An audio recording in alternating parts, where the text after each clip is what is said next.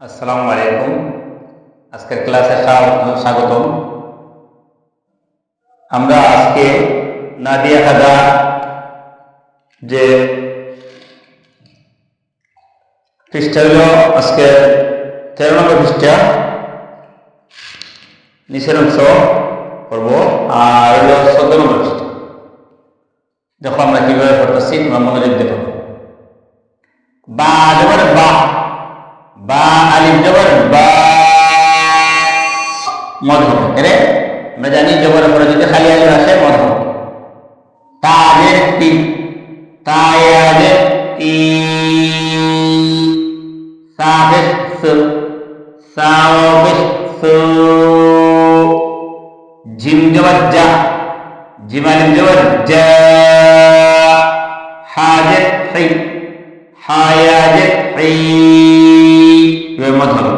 খাবিস খু, খাবিস খু, দাল জবর দা, দাল আলিফ জবর দা,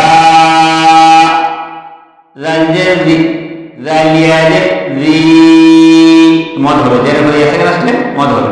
রাবিস রু, রাবিস রু, এই জায়গার মধ্যে মদ হবে। জা জবর জা, জা আলিফ জবর জা, মদ হবে। সিনজার সি, সিনিয়াজের সি, শিন বেসু, শিনওয়া বেসু, সাদ জবর সা, সাদ আলিফ জবর সা, ওয়াজের জি, ওয়াজের জি,